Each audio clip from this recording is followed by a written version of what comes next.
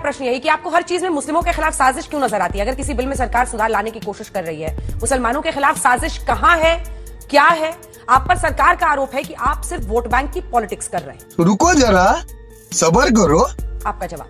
नहीं, मुझे इसलिए नजर आता है क्योंकि मेरी नजर अच्छी है, मेरा दिमाग साफ है, मेरे दिमाग पर पर्दा नहीं है, मेरी आंखों पर पर्दा नहीं पड़ा है अभी तक अल्हम्दुलिल्लाह। और सच्चाई को बयान करना सही बात है। अब जो अंधे हो जाते हैं सरकार के खौफ से या उनके कोई मफादात से, तो उनको कुछ सच्चाई नजर नहीं आती। बास लोग हैं।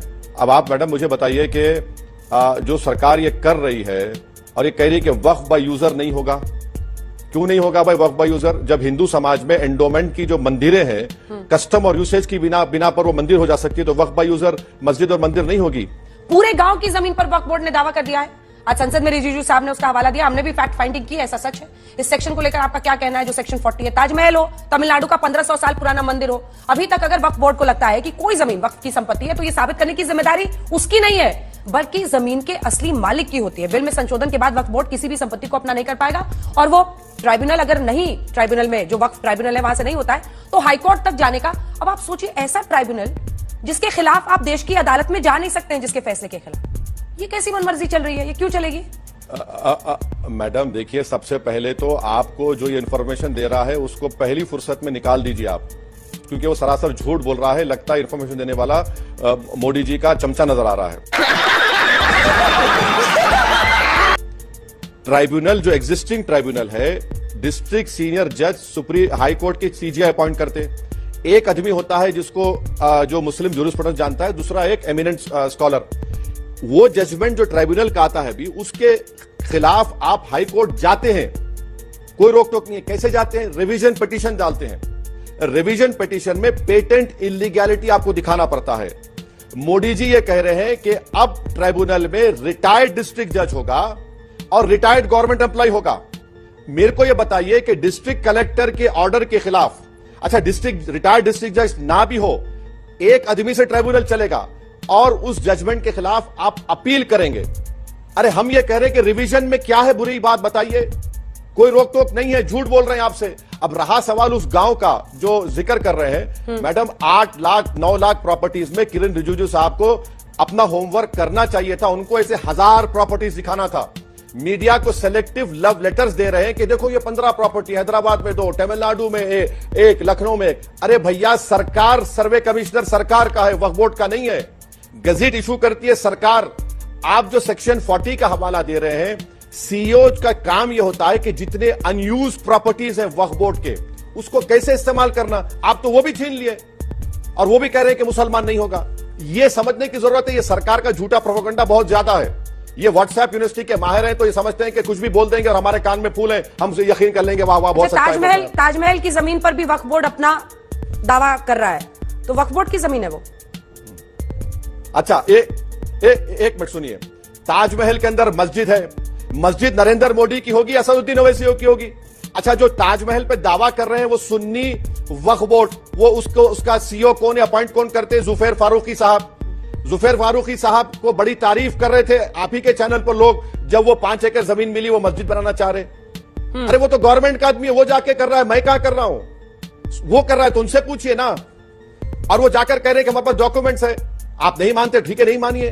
वो कर रहे हैं। मैडम 8 लाख जायदादों में किरण रिजिजू को सिर्फ 15 मामले नजर आए। अरे भाई, थोड़ा होमवर्क करके अच्छा झूठ बोलो। 15 मामले कम होते हैं आपकी नजर में, ज्यादा मामले उठाने चाहिए थे। ठीक है, आप अपनी दलील दे रहे हैं, लेकिन देखिए, आप कॉन्स्टिट्यूशन को हमेशा दिखाते हैं ओवैसी साहब।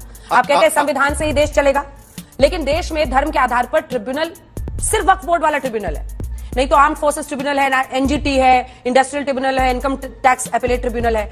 वक्फ ट्रिब्यूनल लेकिन होना चाहिए। क्यों होना चाहिए? धर्म के आधार पर। तो आप एक काम करिए, हिंदू एंडोमेंट बोर्ड को समरी एविक्शन पावर्स है, आप दीजिए। लेकिन ट्राइब्यूनल को तो क्वासी जुडिशियल पास है ना सर। और आप देखिए मैडम, कई ट्राइब्यूनल्स हैं। ये ट्राइब्यूनल वक्फ के मैटर्स को देखता है। ये ट्राइब्यूनल का जज असदुद्दीन ओवैसी, अंजना ओम कश्यप अपॉइंट नहीं करते, उस स्टेट का चीफ जस्टिस अपॉइंट करता है। उस ट्राइब्यूनल के खिलाफ आप रिव्यू पिटीशन डालते हैं, सुप्रीम कोर्ट को जा सकते हैं। मेरा सवाल था, धर्म के आधार पर ट्रिब्यूनल क्यों है? धर्म के आधार पर मेरा ये सवाल था। क्यों नहीं होना चाहिए? धर्म के आधार पर नहीं, धर्म के आधार पर क्या कानून इजाजत नहीं देता इसको? किसने कहा आपको? किसने कहा? इतने सालों से ट्राइब्यूनल चल रहा है, सुप्रीम कोर्ट उसकी मान्यता को मानता है, उसके वजूद को मानता है। सुप्रीम कोर्ट उसके फैसलों के खिलाफ भी फैसले दिया है, सुप्रीम कोर्ट उसके फैसलों को माना भी है। भाई अगर आरएसएस को तकलीफ है इससे, तो मुझे क्या करना है ना? जब कॉन्स्टिट्यूशनली अलाउड है, वो कहते जाएं, अलग बात है, पर कॉन्स्टिट्यूशनली अलाउड है तो कॉन्स्टिट्यूशनली अलाउड है, चलेगा।